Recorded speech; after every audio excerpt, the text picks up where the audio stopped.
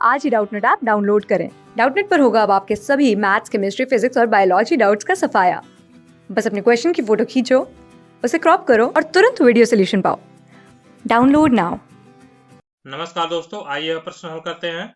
कुछ लाख वर्ष पहले की बात है, जब मनुष्य जंगली था। बनमानु जैसा उसके नाखून की जरूरत थी।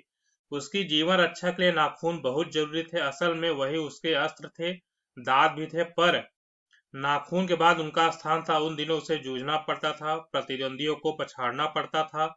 नाखून उसके लिए आवश्यक अंग था। फिर वह अपने अंग से बाहर की वस्तुओं का सहारा लेने लगे। पत्थर के ढेले और पेड़ की डाले काम में लाने लगे।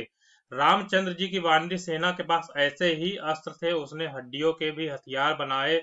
इन हड्डी के हथियार सबसे मजबूत और सबसे ऐतिहासिक था इंद्रदेव का वज्र, जो ऋषि मुनि की हड्डियों से बना था। मनुष्य और आगे बढ़ा।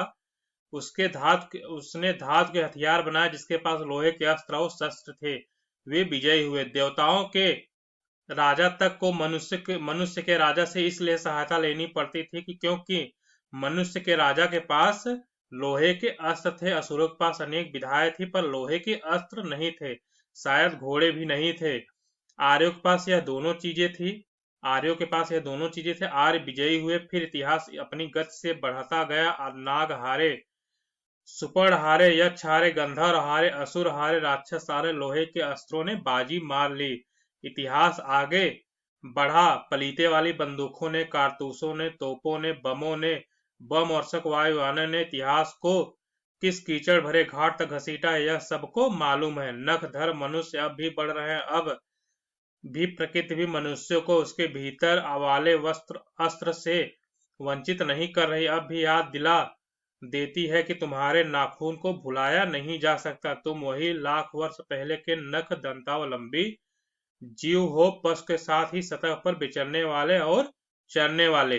प्रश्न में क्या पूछा गया? लोहे के अस्त्र तथा घोड़े होने के कारण इनमें से कौन विजयी रहा? हमारे विकल्प दिए गए हैं, देवता, असुर, आर्य, नाग। ठीक है, तो हम प्रश्न को हल करते हैं। तो देखिए यहाँ पे दिया है गद्यांश में, इंद्रदेव का वज्र जो ऋषि मुनि की हड्डियों से बना था, मनुष्य और आगे बढ़ा।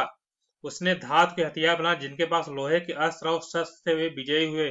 देवताओं के पास राजा तक मनुष्य के राजा से इसलिए सहायता लेनी पड़ती थी क्योंकि मनुष्य के राजा के पास लोहे के अस्त्र थे। असुरों के पास अनेक विधाएं थी, पर लोहे के अस्त्र नहीं थे। शायद घोड़े भी नहीं थे।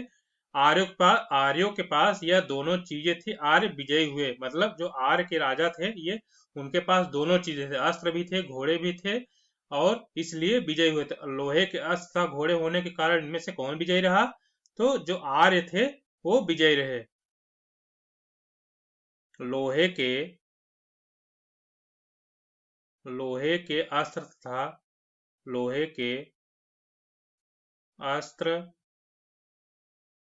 अस्त्र तथा तथा घोड़े होने के कारण घोड़े होने के कारण होने के कारण होने के कारण आर्य विजयी रहे।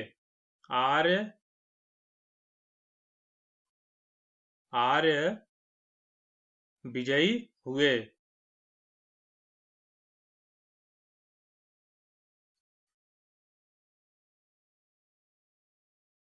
ठीक है, तो लोहे के अस्त्र तथा घोड़े होने के कारण इनमें से कौन विजयी रहा? तो जो आर्य थे वो विजयी हुए। तुम्हारा जो तीसरा वाला विकल्प है, इस प्रश्न का सही उत्तर होगा आर्य विजयी रहे। पहला वाला, दूसरा वाला और चौथा वाला गलत होगा। धन्यवाद।